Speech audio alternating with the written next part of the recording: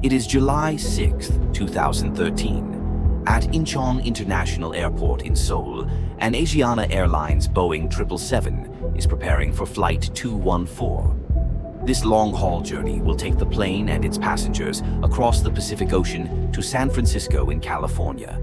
The aircraft is in excellent condition, and the weather is perfect for flying. The flight crew comprises 4 pilots, a 49-year-old captain acting as an instructor, a 45-year-old trainee captain flying under supervision, and 2 relief pilots for the long flight. The captain has over 12,000 hours of flight experience, of which 3,200 hours are in 777, while the trainee captain, with 9,700 hours of flying experience, of which only 43 were in this type of aircraft, is operating the controls under the supervision of the instructor captain. There are 291 passengers and 16 crew members on board. Among them are families, business travelers, and students. 34 minutes after scheduled departure, Flight 214 takes off. The journey is expected to take just under 11 hours.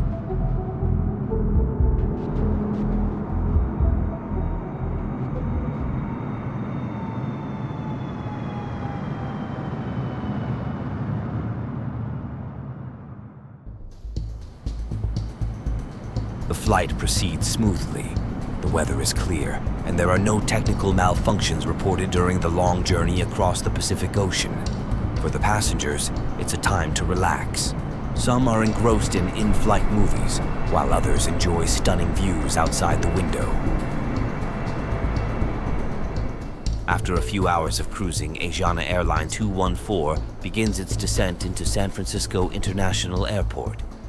The weather is perfect, with clear skies and excellent visibility. The pilots receive the landing clearance from air traffic control. Runway 28 left, a long and well-maintained runway, is assigned. However, the glide slope, an integral part of the instrument landing system called ILS, is out of service, requiring the crew to conduct a fully manual visual approach. That's why the training captain is uneasy. Asiana Airlines discourages manual flying, leaving many pilots uncomfortable with visual approaches. This is his first attempt at landing the Boeing 777 without the aid of a glide slope.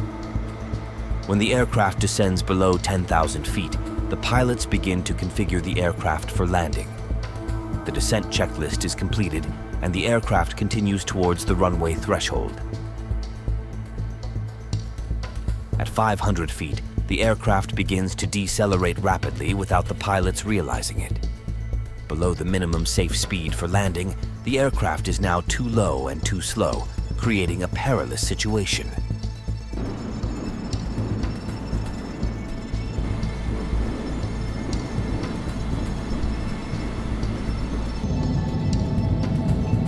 At 11:26 p.m. local time, the tail of the Boeing 777 hits the seawall at the edge of runway 28 left.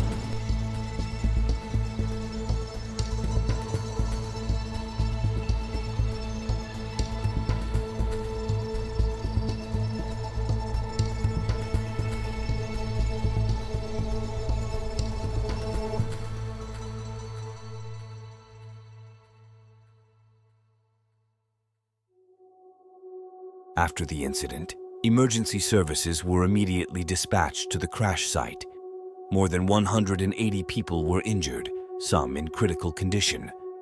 Of the 307 people on board, 304 survived. 3 passengers lost their lives, including one who survived the crash. 16-year-old YeAv, who had been thrown from the plane, was found lying next to the wreckage. As rescuers rushed to extinguish the flames and rescue survivors, a fire truck accidentally ran over her. The confusion and urgency of the situation, along with a lack of clear coordination among rescuers, contributed to this mistake.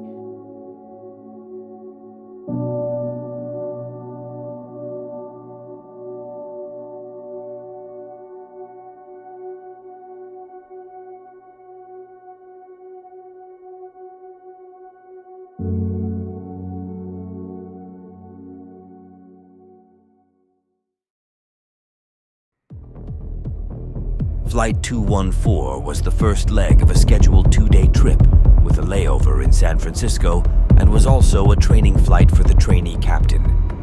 During the flight, the trainee captain was the pilot flying and occupied the left seat, while the instructor pilot sat in the right seat and acted as the pilot monitoring. The relief captain and first officer were in the cabin for the initial part of the flight, but assumed flight duties after about 4 hours and 15 minutes, so the captain, trainee, and instructor could go get some sleep. According to the cockpit voice recorder in the morning, at 9:55, control of the aircraft was handed back to the captain, trainee, and captain instructor. Shortly after, the pilots began preparing for the arrival. Ladies and gentlemen, this is your captain speaking. We hope you had a pleasant flight. We are now approaching San Francisco International Airport. We'll be landing in about 30 minutes around 11:30 a.m. local time. The current weather in San Francisco is clear. Temperature is 17 degrees Celsius and 62 degrees Fahrenheit. Thank you for flying Asiana Airlines, member of Star Alliance. Enjoy your stay in San Francisco. Hope to see you again soon. As the approach continued, the pilots followed procedures, preparing for landing. The airplane was cleared for a visual approach, with the crew adhering to the instructions from air traffic control. Throughout the descent, the crew made adjustments to the aircraft's speed and flap settings, ensuring the aircraft was configured for landing. However, there were instances of miscommunication regarding speed and altitude requirements, with the observer, relief first officer, providing clarifications.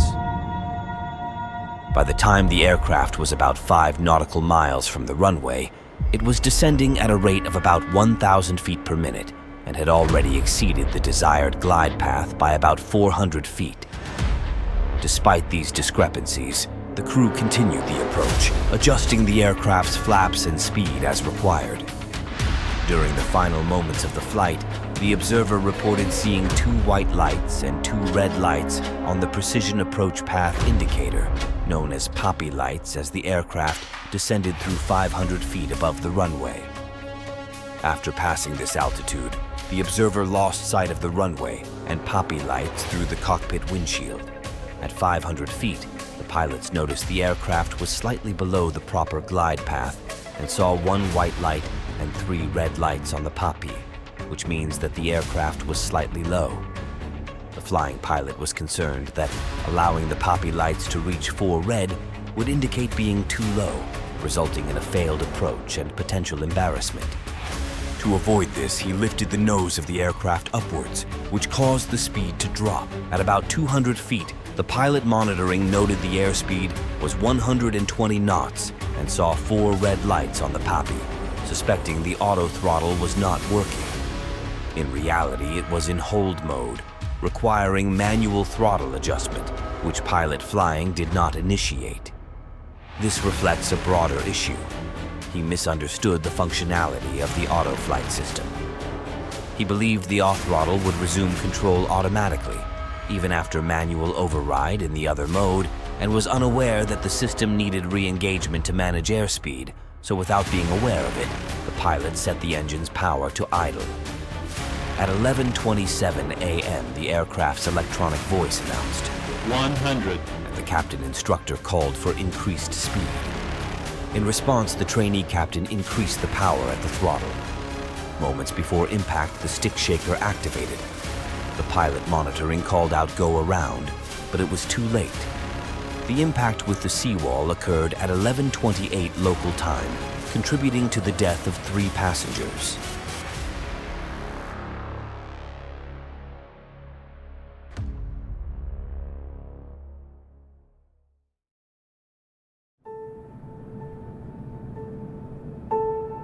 The crash of Flight 214 was attributed to pilot error stemming from a misunderstanding of the auto flight system, inadequate manual airspeed management, and failure to maintain situational awareness.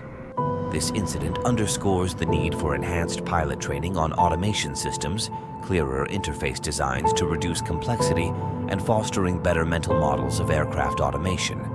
Effective communication and adherence to stabilized approach criteria are also vital in preventing similar accidents emphasizing the importance of proficiency in both manual flying and system management. Asiana Airlines Flight 214 serves as a stark reminder of how small mistakes can escalate into tragedy.